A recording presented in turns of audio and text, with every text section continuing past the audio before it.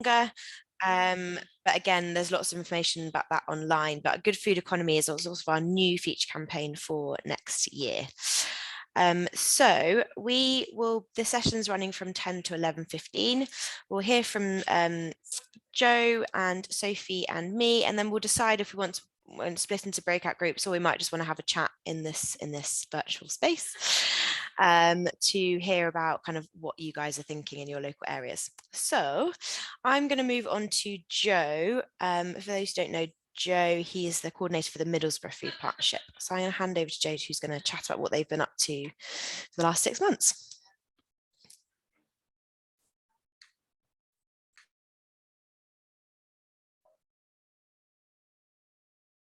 Right. Hello, everyone. Can you hear me? Can you see the screen? It should be NESFA. Excellent. Right. Yes. Thank you, Sophie and Ren. Right. So, yes, I'm Joe, coordinator of the Middlesbrough Food Partnership. And for this project, I'm also a part of NESFA, North East Sustainable Food Alliance. So, what is NESFA? Well, is exactly that. Basically, an informal cooperation of currently the 3 food partnerships that we have in the North East. So that's Middlesbrough, Food, Newcastle, and Durham. And I say currently because there's Sunderland are kind of on that cusp of well, starting to develop a food partnership and things like that. So yeah, we've spoken to Sunderland as well, which is quite great. So we'll see how we can kind of work with them in the future. And then NESFA was developed with the support of this fantastic man, Ben, during kind of COVID. We met numerous times on Zoom to kind of talk through kind of what we wanted to kind of do and to kind of basically to work collaboratively together, sort of for mutual benefit for projects and initiatives that work regionally as opposed to just within one local authority and that type of thing.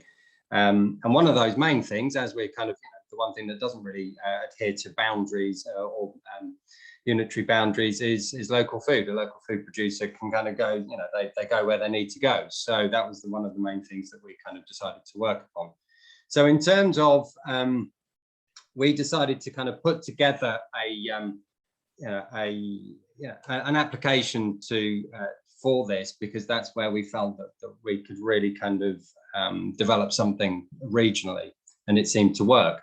So our overview of our project is to support a more sustainable, productive local food economy in the North East, and we feel that needs to be done and worked at a regional scale as opposed to just within local authorities. And we felt that there really needed to be a joined up partnership approach to working across the region, and we felt that we were best placed for that, but also to sort of engage with relevant partners, sort of understanding and agreeing some of the key kind of principles, such as what is sustainable food. It's always a good place to start. And then working collaboratively on common ground for mutual benefit. We also felt that sort of we needed to build the case, the economic case for investment in local and sustainable food enterprises, and ways to generate investment, such as through engaging with regional economic partnerships. And those need to be kind of found and developed. The North East has a small but growing food economy, with a number of food enterprises talking about sustainability, but we felt, and through our sort of contacts and through sort of research, that there isn't a real clear consensus of what sustainable food is. So that was one of the main things. So the objectives and outcomes for our project is to kind of work in a new way across partnership boundaries, representing a larger region with the future aim of influencing regional organisations and policies. And what we'll try and do as a result and as an outcome of this project is try and create a toolkit on how to work at a regional level, which is something which SFP are kind of interested in, and we felt that we are best placed through our kind of relationship between the three food partnerships that we could help with that. We want to try and grow our sustainable food economy in the North East. Why wouldn't we? And then there's an organisation, Food and Drink North East, who are also operating within the North East.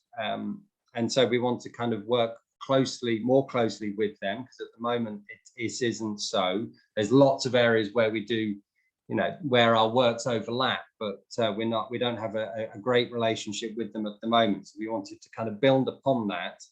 And they deliver, or used to deliver, we were kind of just talking about pre-COVID kind of times, but they did a lot of training for businesses, food businesses, with opportunities and the like, and to try and build upon that and incorporate more sustainability within that, because we felt that that's one element that was one of their 4 pillars of what they wanted to deliver and what, their main kind of stays. Yet we felt from our side, with a bit more knowledge and a bit more understanding of sustainability, that was maybe a little bit one of their weakest elements. And so that's where we felt that we really could help them strengthen that pillar, and therefore then strengthen sustainability within our local food economy much better, instead of trying to do it ourselves, where we don't have the contacts and don't have the means. So we can kind of upskill them and then work with them to kind of deliver that. So,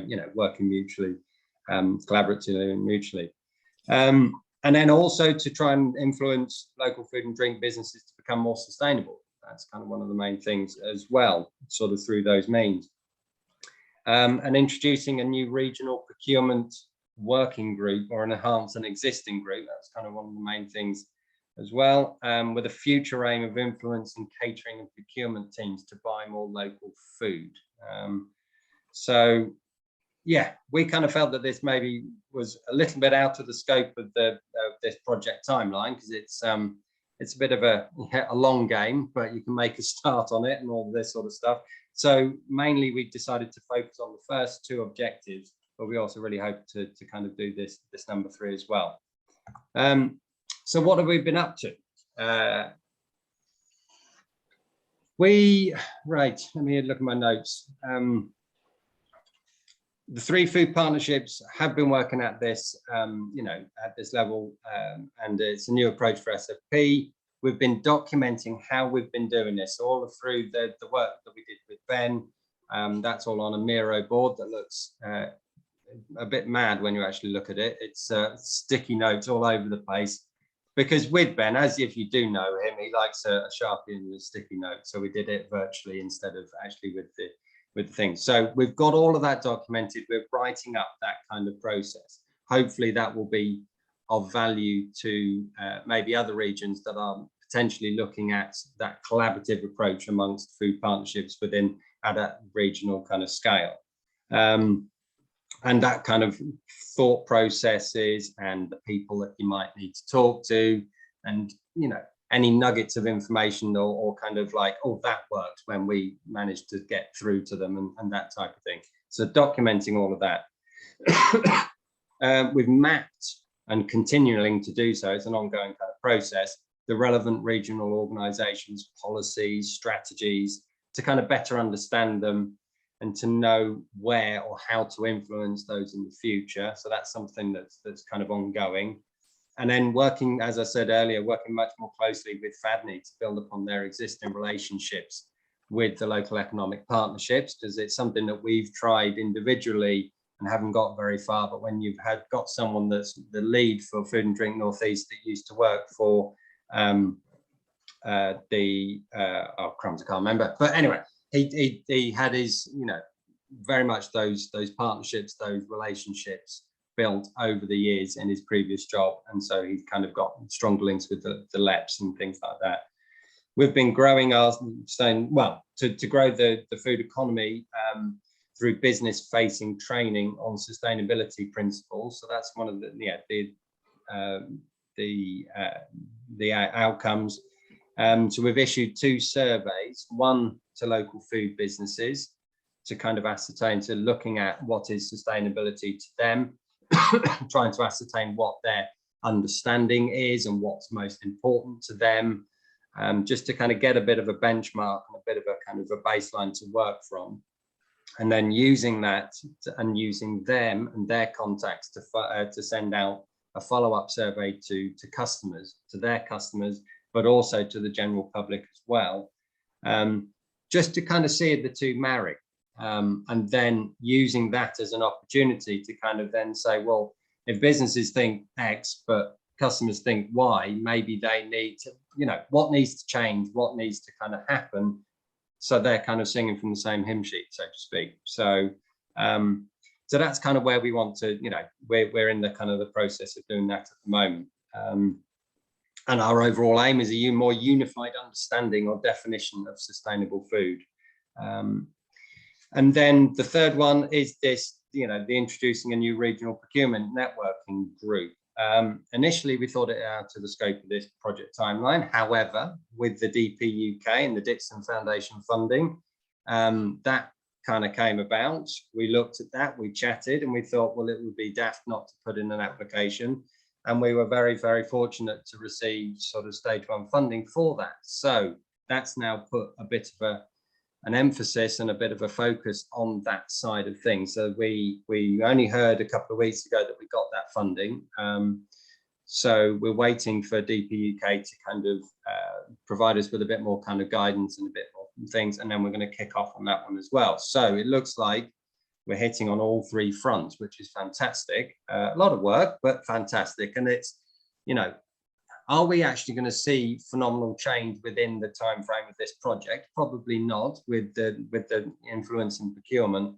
However, we feel that it's really kind of setting the foundations for hopefully significant change in the future. That's what I really kind of hope to be able to look back in a few years' time and think, yeah, we were a part of that, which was nice. So we did have a fantastic initial sort of meeting relating to the dynamic food procurement, with over 20 odd people attending the first meeting from a range of anchor institutions right across the Northeast.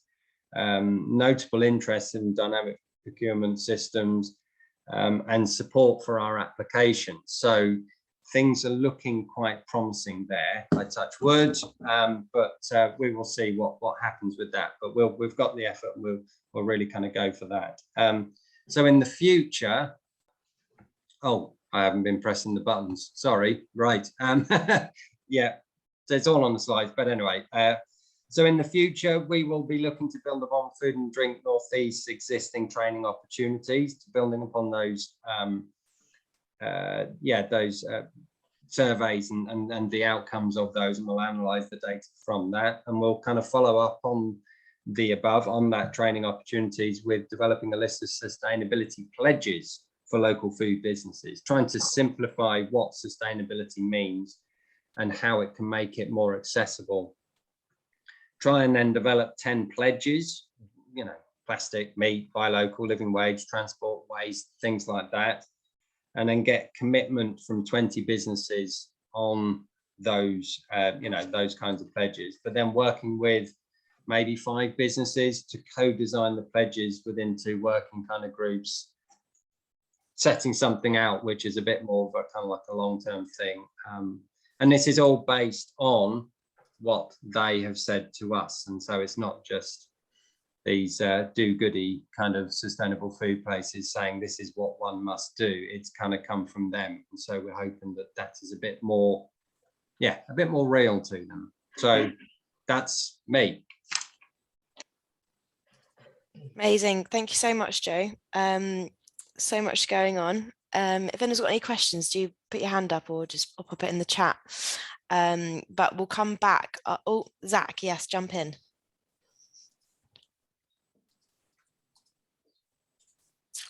I think you are muted if you don't realise you're already muted.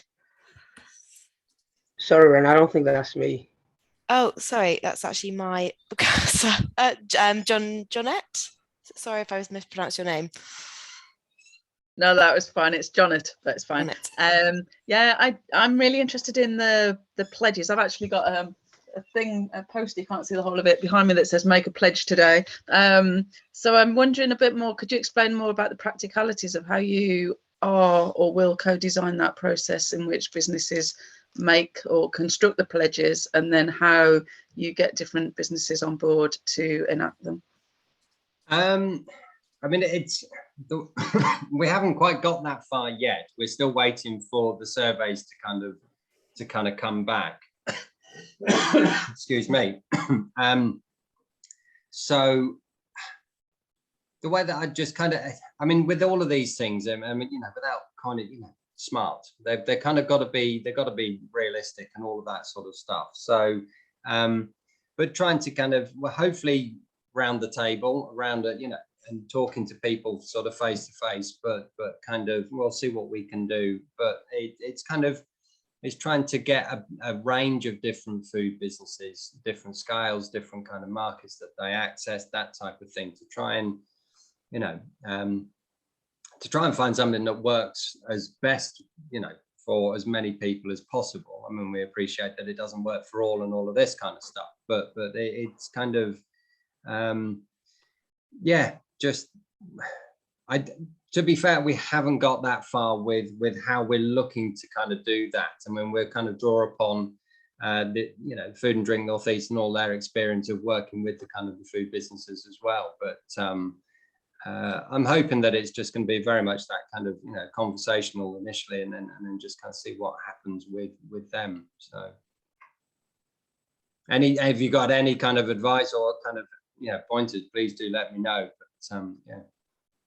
I think perhaps we could be in touch and have conversations about it. I've not started. I'm quite new in my role. I'm economy coordinator for the Lancashire, well, the North Lancashire Food Futures partnership and the new Closing Loops project. But I've done a lot of pledges on an individual basis as part of my own research. So yeah, I'm interested in how you roll that out. Yeah, so it'd be really good to be in touch. I'll drop you a line with my contact. Yeah, definitely. Brilliant, thanks. And it's also something we could be kind of, if it's useful, we could run a session on sort of co-designing pledges and things, and maybe developing pledges as a sort of SFP. We have talked about that. We have also heard kind of from other places, but maybe this is a slightly different angle, that there's a bit of pledge fatigue at the moment. So it's a bit of a, we're undecided at the moment, especially with the Food for the Planet stuff. We're kind of undecided at what kind of how far we're pushing that at the moment, but it does seem like a useful at least way to draw people in. So yeah, if there is interest there, we can run a session. Abby, do you want to jump in? Yeah, thanks, Joe. Really interesting presentation, especially the working with Food and Drink North East. Yeah, we've got lots of regional food, similar kind of groups across Scotland, so we have to work quite closely with if we're going to sort of reach that audience at all. So all chiming a lot. I'm interested in what consensus you reached around what is the definition of sustainable food, and how much of a challenge that was to kind of reach whatever that consensus became. Well, we've reached a consensus amongst ourselves within the North East, well, within the three food partnerships. And then we've kind of put it to them. This is what we kind of think, and they say, yeah, sounds great, yeah. But you know, the proof is in the pudding, excuse the pun, and you know, and it's sort of to see if they actually do it. COVID is always, and the new change of how everything kind of looks and all of this kind of stuff is an excuse and something to kind of hide behind. Oh, we can't do that just yet because, and all of this sort of stuff. But it's kind of, and again, it's the way that I kind of see it is, it's a bit of a, you know, trying to turn the tanker around with them at times, and it's sort of, I just get infuriated that the economy trumps everything, it seems, and it shouldn't. So it's got to be coy with how we kind of approach it, and kind of, and just, yeah, small wins, I suppose it is, and bit by bit, and start, you know, and that's why it's trying to simplify it and trying to kind of, and have it based on, you know, based on kind of real life data and real what people are saying, what food businesses are saying, and hopefully if they, you know, with all of these things, the customer's always right, kind of thing. But it's that kind of, well, if that's what the people at Food and Drink North East are saying, the local food businesses, if that's what they're saying, then surely that's where they need to be kind of working at as well. So it's kind of coming about it, you know, attacking it from a number of different angles all at the same time, but with the same goal of trying to kind of get that. we're acutely aware that it might not actually be as strong as we might want it to be, but you've kind of got to sort of, pick your battles and try and kind of get what you need, try and get a benchmark as a minimum, and then that gives you something to work upon. Thanks, Joe. And Joe and Durham and Newcastle will be sort of sharing all their kind of findings and surveys and things. So if that is useful, I'll let you know once all that's sort of been collated. Brilliant. We can come back to it more of a discussion, so this feels very useful. But I'm going to move on to Sophie, because the projects in Plymouth are slightly different. And it'd be interesting to kind of hear from Sophie on what they've been doing there. For those who don't know Sophie, she is the coordinator in Plymouth, and they've been doing some really cool stuff there. So I'm going to hand over now. Thanks, Ren. Hello, everybody. Good to see you all. So yes, some parallels really with what Joe's been talking about, but really taking a very sort of human connection level approach in Plymouth. The question which prompted us to apply for the campaign grant in the first place was hearing lots of people ask, I've just moved to Plymouth, where do I find the good food? Now, as the local food partnership, we know that it's there, but seemingly not many other people do. So that was really our starting point for this. Also, just to provide a little bit of context, we're at an exciting point in Plymouth where we're launching into a good food movement building effort as well with a Best Food Forward campaign. So this was really great in enabling us to strengthen the economy aspect of this. So what we're hoping to achieve through our work is connecting communities with good food producers, retailers, people who they can really relate to, the stories, the histories, the impetus, the aims of the enterprises. We are hoping to celebrate them as well with dedicated awards as part of Best Food Forward again. And we're hoping to support ongoing efforts in tandem with the Plymouth City Council's Resurgam initiative, which is trying to help businesses to sort of build back from COVID. So that was sort of our starting point for the campaign in Plymouth.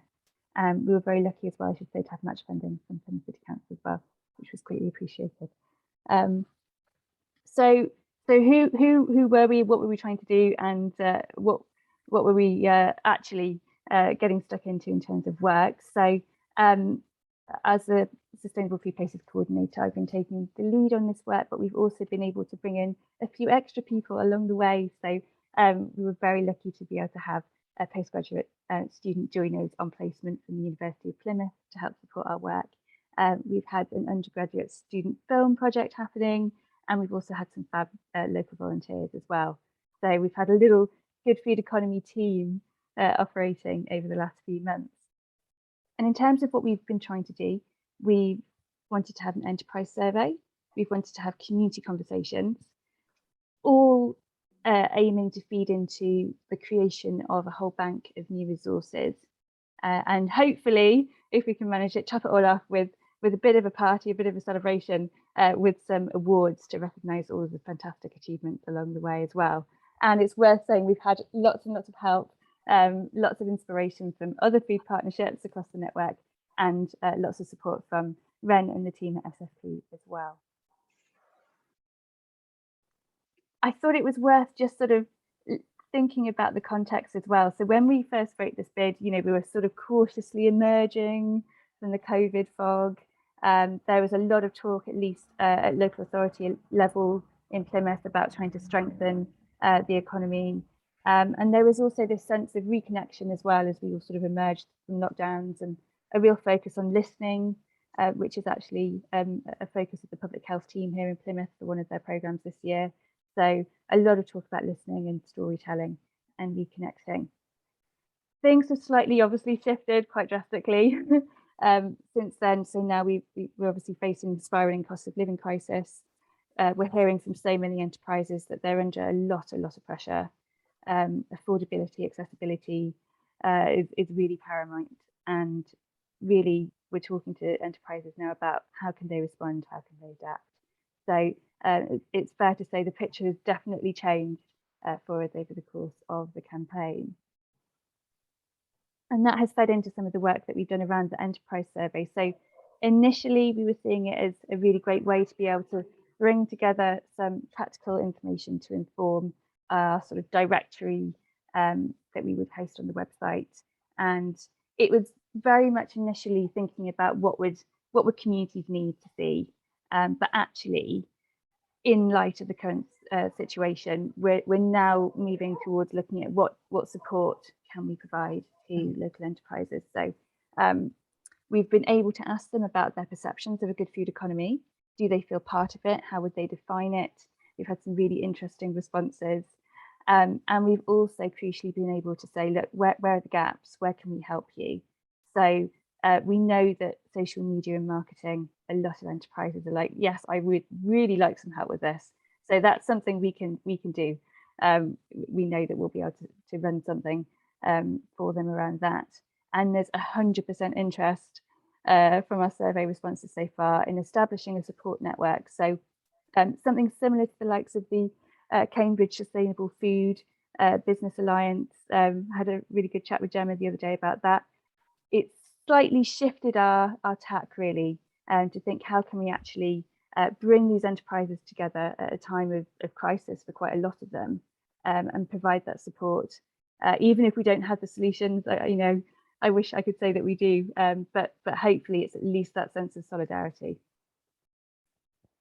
The other element of our work was around community conversation. So as Joe was saying, sort of wanting to make sure that what the enterprises are saying matches up with what communities are feeling as well. So these are still ongoing. We're hoping to use some really creative engagement methods to be able to talk to people about food, their experiences of a good food economy, but also it's a really great way just to be able to broaden the reach of our Best Food Forward campaign as well, more broadly. There has been a bit of a challenge, I think, in light of the cost of living crisis. There's perhaps a bit of a hesitancy for particularly community groups to want to have wide-ranging conversations about food. It's become a sensitive topic, so that's been something which we're adapting to. So the message really for us at the moment is support first and then celebrate. So I think initially we thought, oh great, we can really get going with the awards, and that is definitely something which we still want to do. But I think we have shifted tack, as I said, to really want to establish a support network for food enterprises in Plymouth. And again, equally for those enterprises that might feel maybe they haven't made very much inroads to becoming more sustainable, we really want it to be a very broad and open church, so that people feel that they can take those steps together, that they can learn from more experienced peers as well. So we're hoping now that our new resources section, which is currently all behind the scenes hidden on the website, and will hopefully at some point after the summer go live. So it's going to really have two different elements to it now. So the information and the inspiration, the good food stories to inspire local communities to support their local food businesses. Definitely that's going to be there, but also we've started to compile support resources, signposting for food enterprises as well. So we've got sort of a twin approach on that front. And finally, just a few little snippets really, some of the responses we've had in our survey, just to give a little bit of context of some of the voices out there. So we're finding out lots of really interesting things, directions that food enterprises want to go in that we weren't aware of. So it's been an amazing chance to reconnect with enterprises as they've all emerged from COVID. So we're really, really looking forward to continuing all of the conversations, and we're really very glad to have had the opportunity to built a whole campaign, and we hope we're going to be able to carry it forward, and this is laying the foundation. So that's me. Fantastic. Thanks, Sophie. It's always so nice to hear what's going on in local areas. Has anyone got any kind of comments or questions or reflections for Sophie? If not, we can come back. Brilliant. So I'm just going to give you a bit of an overview. It was nice to hear from Sophie and Joe because they're actually doing it on the ground. We've been doing some thinking at Sustainable Food Places on sort of what kind of work we might want to sort of support going forward based on what Joe and Sophie have been doing, but also kind of broadening it out. So I'm just going to run through a quick presentation. It's not as interesting as Joe and Sophie's, but hopefully will be generally useful. So from here. So building a good food economy, as I mentioned, is this sort of new campaign area we're looking at within sustainable food places. And it will be part of the campaign grants that will be launched in the autumn. So I believe at the moment they're going to open September, deadline November to start in the new year, early 2023. And with sort of most kind of campaigns we work with, this is not broadly much different from kind of the sort of way the areas we want to focus in on, but we're looking at ways that local areas can be celebratory, strategic, and or also targeted.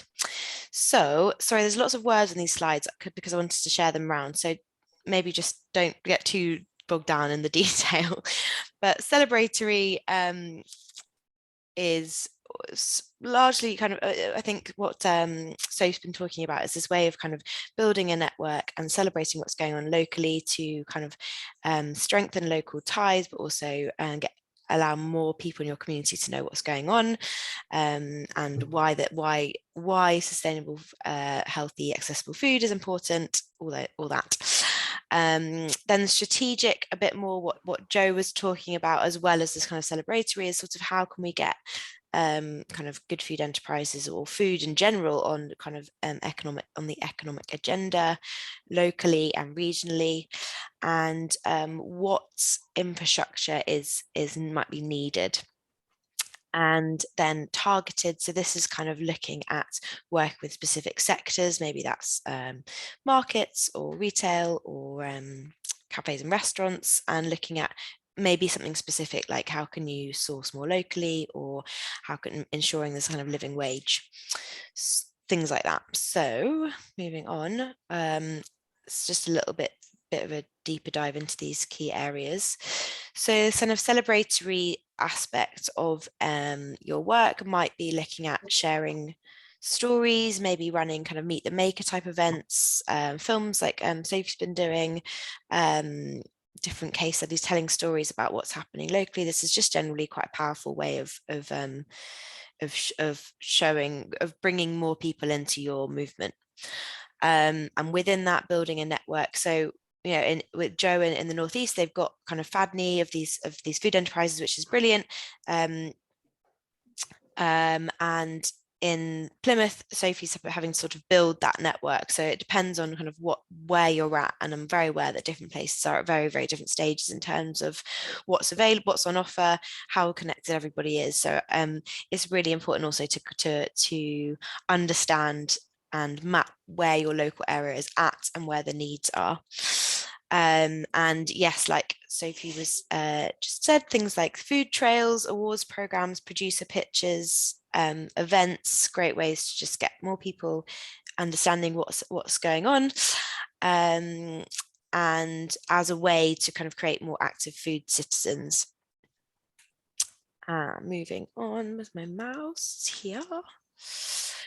Strategic. So this can be one of kind of many things, and that this work is something we're thinking would be sort of laying the groundwork for a longer term strategic aim at kind of building a good food enterprise, sort of as Joe said, good food economy, as Joe said, like we can't do this in a year, but it can be something like doing a health check or sort of state of the sector piece of work to understand what is in your region, starting to set the agenda of how you might want to increase that sector. Again, also even as NESFA have done, to define it, because it's also very hard to define. Building a bit of a roadmap of what you might need going forward. So yeah, what local infrastructure, how much money needs to be invested in that local area. Maybe you want to set targets, understanding what kind of levers of influence there are in your local area, who the key players are, what local authority departments you need to engage with and how you can engage with them. Things like engaging with sort of the wider, broader levelling up agenda, which we've been doing a bit of work on. Kind of, can you develop this sort of oven ready projects when sort of funding comes in, that you can present to your local authority, like, here's the work, we've done the work for you, essentially, here's this brilliant project that you know, ticks X, Y, and Z. It's also about starting to form coalitions with procurement groups, economic development groups, other wider stakeholders. So can you start having quite regular meetings with aims and kind of building those relationships? And then something I'm going to talk on a little bit later is we've been discussing on kind of what sustainable food places and Sustain's role might be, which I'd love to get your input on. But we've been thinking about maybe this calls for some kind of local declaration. Food Active in the Northwest developed a healthy weight declaration a few years ago, and this was about how to developing set of priorities in a local area to promote healthy weight. And can we do that, kind of a similar thing with sort of developing the local food economy, or specifically looking at good food enterprises? But I will talk on that in a second. And then targeted. So this is looking at how you can work with a sector or subset of enterprises to find ways to, for example, increase resilience or move more towards sustainable community-focused food models. How can you improve farmer-focused supply chains or increase access to healthy and affordable food? And I'm aware that the kind of good food economy piece of work is massive, and there are so many areas to it. So we're very aware that you know, with a 7.5k grant, you might just want to focus in on one specific area. But examples of that are markets. Exeter a couple of years ago set up a new online farmers market. Could you work with your existing markets to do either, you know, looking at supply chains or more accessible options, or both? Or could you set up a new market? Could you work with your local authority to make sure that spaces are being protected to support things like food markets and emerging food enterprises? There's a big piece of work at the moment, and actually Sustain have just got some funding for a big project called Bridging the Gap, which is looking at how to bridge this gap between this issue with sort of unaffordable sustainable food and kind of, you know, accessing food, and how you can bridge that gap. So could you do some work with food hubs that have emerged since the pandemic? Could you use this funding to look at transitioning to sort of more sustainable models? Or looking at things like a really focused ask, like, can you work with X number of businesses in your local area to ensure they're paying the living wage? Or, you know, it's pledging specific things, like the pledges that Joe's been created. Like, could we co-create some pledges that we are working with businesses to sign on to? Again, this kind of pledge fatigue, we need to have a bit of a discussion on whether this piece of work is, you know, how receptive enterprises and business would be right now in the cost of living crisis, and lots of other things going on. So more widely, it would be really good to hear your views on the role of sustainable food places and Sustain. What we are already doing or plan to be doing are things like sharing good food economy plans. So some food partnerships have been developing their own good food economy plans, led by the local authority, but supported by or kind of run by the food partnership. So we can be there to support with that if that's an area that you'd like to work on, or kind of less strategic, but looking at things like checklists for good practice. We can develop those kind of assets and resources. We already are doing lots of national webinars on key issues around the good food economy, specifically on the levelling up agenda, but broadening out to things like the cost of living crisis and other areas. We have been sharing case studies of good practice, and we'll continue to do that, and that's sort of bread and butter of sustainable food places. So we will always be doing that. Another area where we might want to develop is maybe perhaps a network-wide national celebration or awards program. So if that's happening locally, can we can we kind of celebrate as sustainable food places? Perhaps each area sort of puts an enterprise forward, and we run some kind of event or celebration or something there. So there's something there that might be of interest. So it'd be good to hear your views on that. And then, as I just spoke about, this idea of co-designing a local authority declaration. So it's in very early stages, but we've been having discussions on what that might look like. And our initial thoughts are that food partnerships interested in this campaign grant, we could work together, have a kind of working group to co-create a local declaration, and then as part of that, your kind of broader campaign, you would implement that local declaration, work with your local authority to sign it, and then also work with your local authority to sort of enact some of those kind of levers within that declaration. Again, don't know if there's fatigue there. It would be good to hear if you think your local authority would be receptive to that, and also if we can develop a declaration that is relevant to both, you know, different settings, rural, urban, county-wide. I'm aware that your regions, your places are very quite a different context. So it would be really good to hear sort of where you think that might, if that would land, and if that is a piece of work that would be worth developing as a kind of multi-food partnerships. And that is sort of where we have got to at the moment. It's still quite early days because it feels like this, you know, that the local food economy work really kind of emerged during the pandemic. We ended up doing a lot of work on this kind of key theme within SFP.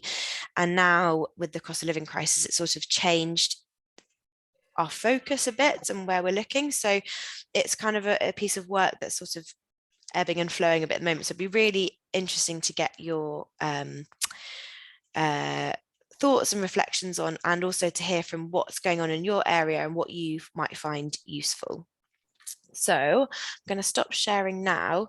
Just initially, has anyone got any thoughts?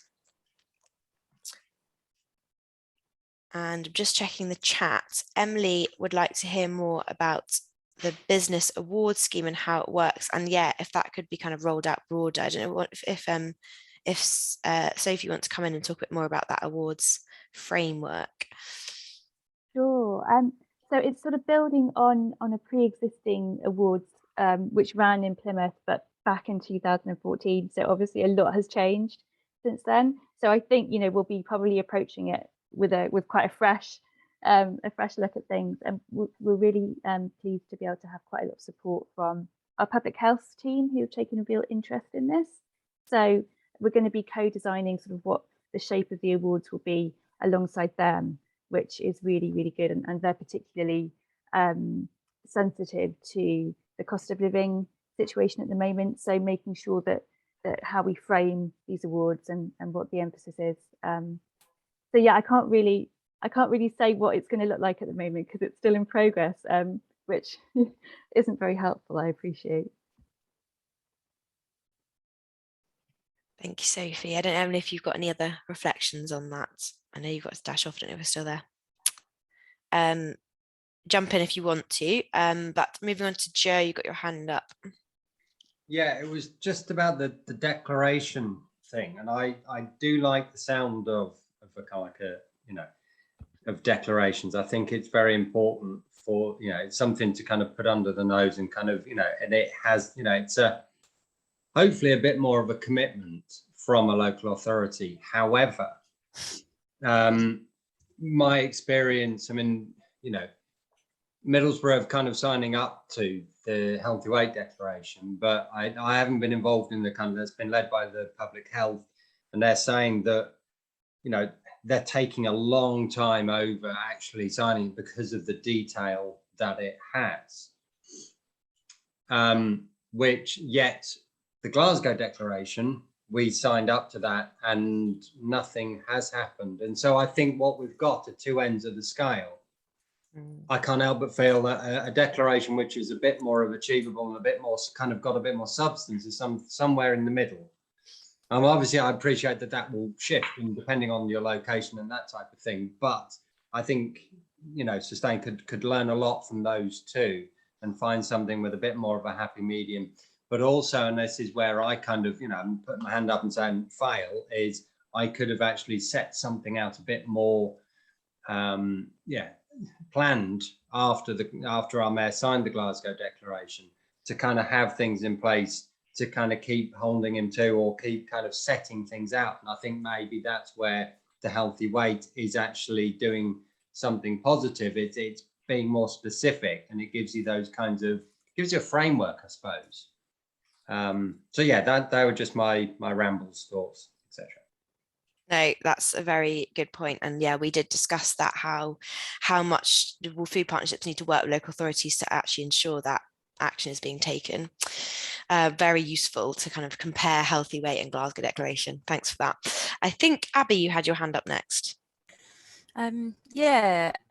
Just again, following on from the declaration chat there, I think, you know, obviously we're in Scotland, so being mindful of the different policy contexts. I mean, we have the Good Food Nation bill just going through as an act at the moment. We've got a local food strategy bill, which is definitely around supporting sort of local producers, local supply chains, that kind of thing. So local authorities are going to have to start sort of putting in place certain plans anyway on the back of those. So if there is going to be a sort of UK-wide declaration, just trying to sort of be mindful that we have a completely different policy context up here. And I think that maybe the co-design sort of stuff is really useful there as well, to make sure we're including local authorities in those conversations, not just each other. So in the same way as pledges and awards and everything should be co-designed and specific to the communities and of kind of food businesses that we're working with, making sure that where we've got good connections with local authorities and councils, they're involved in those conversations as well, if they can be. Thanks for that, Abby. Yes, definitely need to be mindful of all 4 nations and how they work differently. So yeah, we'd have to see how that works if we did go forward with this, whether it would be how well they would work in all 4 nations. Thanks for that. I can't remember who was next. I think it was Lizzie. Do you want to jump in, Lizzie? Hi, yeah, just sort of carrying on with the local authority theme. I think it would also be quite interesting, and it's something I had a meeting with Feeding Britain about, is at the moment there's still quite a lot of money coming out of central government down into the local authorities on the funding front, sort of some residual sort of COVID recovery, the resilience, and so on. And I think it would be really useful, maybe, I don't know if it would be a workshop or some sort of information about the types of funding that is coming out of central government down into the local authorities, and maybe some examples of how partnerships can help be a vehicle for delivery. So it's a little bit separate, but it's an example. So we've, and often if you don't know that these things are happening, sometimes it happens by chance, but we've come across with our local authority sort of not issues, but around the household support fund that's been coming through. And, you know, like all of this money that comes out of central government, there's deadlines on it being spent. And if it doesn't get spent, it has to go back. And actually, we're helping them now with some of their household support fund spending. And it's just that if you get a bit of a sort of blueprint with them of how you can be useful for delivery with some of this funding, it's surprising how many pots of funding do suddenly start to crop up, and from departments you might not necessarily think that would be relevant, because you can cross it over. And I think with something like this particular campaign, that it, you know, I think, you know, the grant that's on offer is really good. I don't mean seed funding, you know, but it's, you know, this is a massive piece of work, but you've got to start somewhere. But if you maybe got in with the local authorities and could help people link up with other pots of money that's already within the local authorities, you might be able to then access match funding, or, you know, like you're saying, oven ready projects. But I think it's just, yeah, I think it's a bit of a mindful of how much funding is actually within the local authorities and where they sit. And I know it might not be universal, but I don't know if there's any support SFP or Sustain could give along that lines. That's really interesting. Thank you for that, Lizzie. And that's kind of a fairly new area of work for us, and we've been looking at sort of the funding associated with levelling up. Obviously those are like big pots and slightly different. So actually looking at things like residual COVID support funding and things, that's really interesting and not an area we thought to look into, but something definitely we can. It's the kind of thing where we can support by when we hear when it's happening in another area, to share that it's happening, so to kind of prompt food partnerships to engage. But I think part of that work would be, which could be part of this campaign, is spending time to engage with the different departments in the local authorities, so that they know you're there and that they know that you have this expertise and resources to support with spending money in a good way, a positive way. That's really helpful. Thank you for that, Lizzie. Sophia, is that a response to Lizzie, or is it? Otherwise I'll go to Emma and okay. Very quickly, just on household support fund, because I think we realized also about the restrictions it puts on local authorities with the current allocation that is proposed for this round, which is, if I'm not mistaken, 1/3 for families with children, 1/3 for families, 1/3 for older people. And it just restricts the options for local authorities.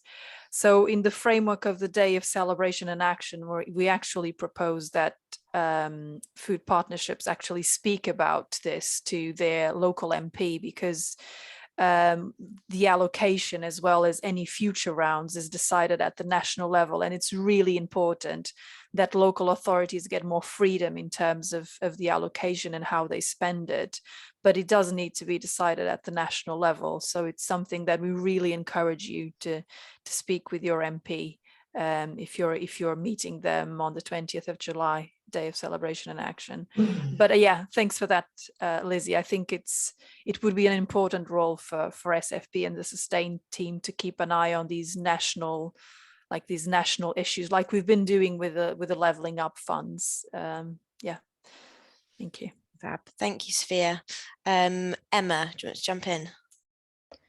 It was just to kind of echo what Joe was saying about back to the declarations, I'm afraid, because we've obviously signed up to the Healthy Weight Declaration, and we've been doing some work with the county as well to try and sort of see if we can keep pushing this. And we're kind of using it as a tool to kind of remind people that when they're going to do something that's maybe not in agreement with the declaration, that, well, we signed this declaration, are you sure you want to do that, and kind of facilitate conversations that way.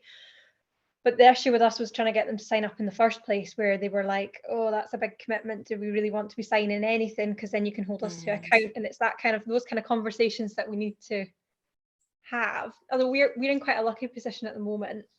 I say lucky, I'm not sure if it is lucky, but with the whole government reorganisation, we've got an opportunity to engage with different politicians with a different way of working, where no one really knows what's going to happen. So now's our chance to kind of get in there, I suppose, before it all changes. And that's kind of what we're hoping for, is that we're trying to start facilitating these conversations now, so that maybe next year we would be in a position to sign up for some sort of food declaration. And I think certainly in Carlisle, I mean, we're potentially going to move to Cumberland depending on what happens with the local authorities, but I think we'd be in a really good position to do something with that. So please keep us posted on what's happening, and we'll try and see what we can do with it. Interesting. Yeah, thanks, Emma. Yeah, as Abby said in the chat, kind of holding local authorities to account is quite important. So it's good that you think it might be receptive, and yes, I agree. Now's quite a good moment to be kind of, I don't know, but beating the drum of food partnerships, as there's a big shift in what's going on at national government. Thank you for that. I think Laura was next. A question for Sophie, really. I was really interested in what you're saying about wanting, when people come to the area and go what of our local sustainable food places, food businesses, and I've got this in my mind at the moment for Lincolnshire, and I'm really mindful not to duplicate or undermine the good stuff that's already happening, or that's happening but kind of inadequately. I mean, we've got Lincolnshire Food and Drink, which is a kind of membership one, and so tends to be a bit high end and premium. And there's, you know, Big Barn and Open Food Network. What did you find worked and helpful in terms of showcasing the good guys without undermining or duplicating? Yeah, that's a really important question, because in Plymouth as well, the Resurgam initiative has got like a profile as well of different and, you know, a really lovely, you know, resource which we can point people to as well. So definitely understand that. I think for us, it's about trying to encourage the voices of the producers, the retailers, to come through themselves. So as much as possible, using their own generated content, whether that's on social media. So just trying to push that out in extra ways, sort of additional to what they're doing already, but also helping them to be able to produce more of it themselves as well. I think we've really identified that gap for marketing and social media with all of the enterprises, nearly all of the enterprises that we've heard back from so far. So I think for me, it's about their voices coming through rather than it necessarily being our take on it. I don't know if that helps at all. Fab, thanks, Sophie. Jonet. Thanks.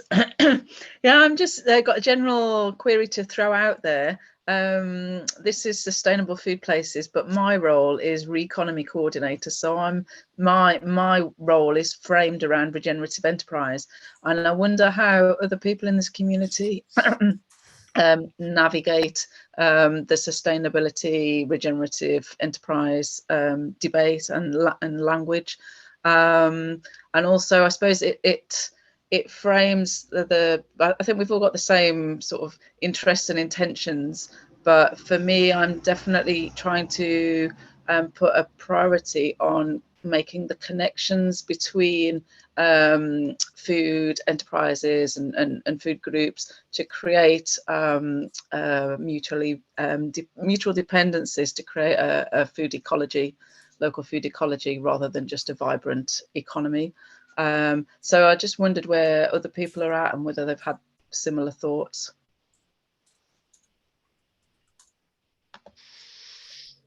Thank you, Janet. That's really interesting. Has anyone got any reflections on that? I really like the phrase food ecology rather than just the food economy. That feels really important and relevant to kind of the different food work happening locally to get kind of increased food access. I could add there. So I'm focusing on alternative forms of capital. So whereas financial capital is just one of 8 forms of capital. So when I'm looking at creating that ecology, it's looking at what the different forms of capital that different food, like Food Futures is starting from local food and growing, but it's developing out into other forms of economy. So looking at the different forms of, say, social capital or cultural capital, intellectual capital, experiential capital that people might generate a surplus of or have a need of to create that web. So I think it's framing, like at the point of people generating, say, business plans, a business canvas, it's looking at starting from very different starting points. So creating a business plan around a Reconomy canvas. So it's looking at what a community's already got, which is what are the different forms of capital that they've already got. Whether that helps people at all.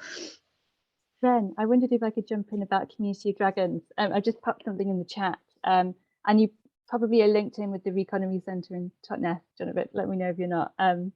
Yeah, so their Community of Dragons event is fantastic, and I think Ren already shared something earlier this year. So Jay Tumps and the team there are doing really, really great things, and yeah, absolutely building, you know, a lot of food enterprises in particular from the ground up with all sorts of lovely offers of support, anything from hugs to babysitting to actual investment and funding, equipment, all sorts of things. It's, yeah, really, really inspiring. I can share links if anybody would like. Yeah, I wondered if you want to just give a bit of an overview of Community of Dragons piece, because it feels quite relevant to food partnership work, of kind of what it is.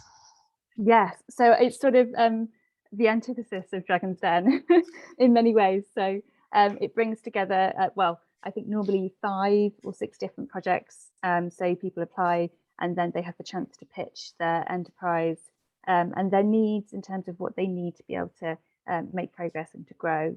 And then everybody who's turned up, hopefully lots of interesting folk normally, they had the chance to be able to say what it is that they could offer to those enterprises. So it could be volunteer time, it could be babysitting, like I said, it could be equipment, and all sorts of amazing things have happened in a way that's far less sort of transactional than your sort of classic business investment model.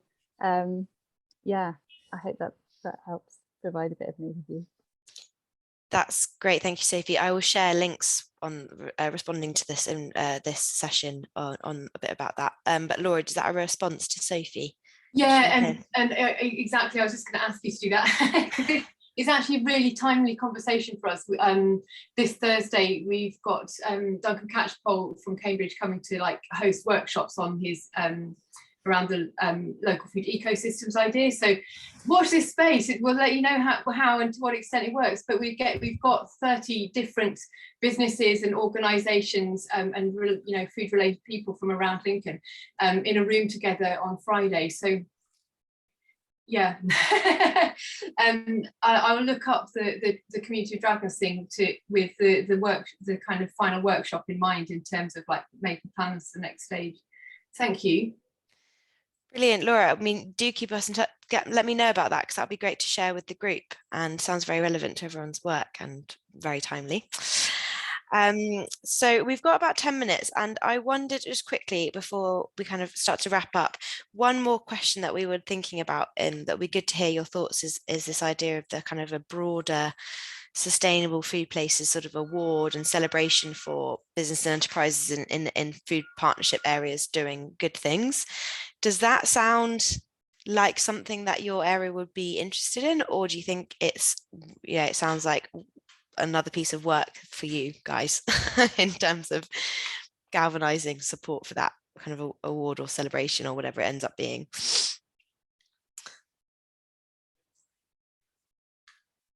No. Emma Mackey, I think our partners would love to be recognised individually for the work. Not sure. Okay. So maybe it's something we do a little bit more thinking on and maybe put this to the group. But I'm not seeing anyone jumping on this. But yes, Islington are doing some kind of business awards framework at the moment. So yeah, we're just deciding whether it's something that is kind of more beneficial at a local level, or whether there is kind of some merit in broadening this out to a kind of a more national award scheme or celebration of some kind.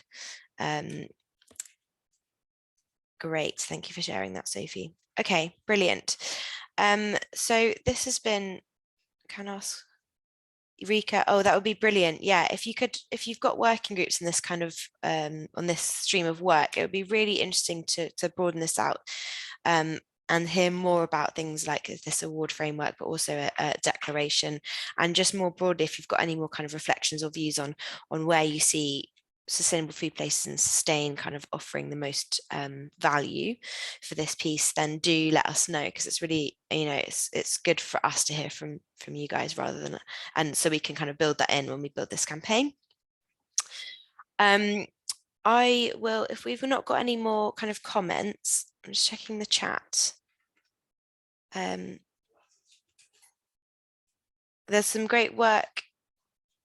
Yes, tying it into Food for the Planet. Yes, we don't want these pieces of work to work in silos. So there will definitely be elements where we can build into Food for the Planet and Good Food Movements and Veg Cities. They all kind of interlink.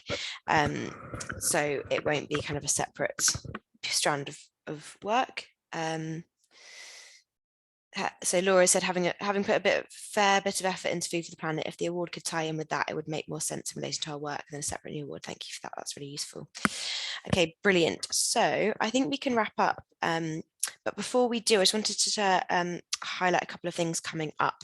So next week's quite a busy week for SFE. We have a webinar next week looking into the consultations that came out of the National Food Strategy. So we're going to give you a bit of an overview of those consultations. DEFRA will be there to give an overview of the government food buying standards consultation, and feedback will be there giving an overview of the food waste consultation, and then we're also going to have Ruth from Sustain give a presentation on the new food procurement bill and how this links into food. So I'll share that in the chat, but do register and share with your networks, because the more consultation responses, the better. They will not, well, they'll take generic campaign responses as one response. We're really hoping that each area will kind of try and support with responses, but they kind of need to come from the food partnerships themselves. So come along to that. And then on Wednesday, if you're not already coming down to Westminster, we've got the Day of Action. I don't know if Sophia, you want to say a bit about that, because there's still opportunity to sign up if you want to. Do you want to jump in, or? I think if you haven't been receiving emails from Bella with all the information, let me know. But yes, there's still time to register until the end of this week if you haven't done so already. And yeah, feel free to get in touch with me or Bella if you have any questions, if you have any ideas. Yeah, we're here to support you. Brilliant. Thanks, Sophia. And same goes with the SFP annual conference September. If you haven't had any emails about that, then let us know, because we'd love to see you there. So thank you so much for your presentations, Joe and Sophie. It's really cool seeing what's going on the ground. If you're okay to share your presentations, I can email them around afterwards along with mine. And it would be great to kind of keep this conversation going. So if you do pose these questions to your working groups, let me know if there are kind of clear opinions on how we take this forward, and I will be in touch shortly. Campaign grants will open, as I mentioned, in September, so keep an eye out for that, and we'll be running various sessions around that time on the different campaigns options and the Good Food Movement work. So I will leave it there. I will share the recording and slides, and it's lovely to see all your faces, and I'll speak to you all soon. Thank you.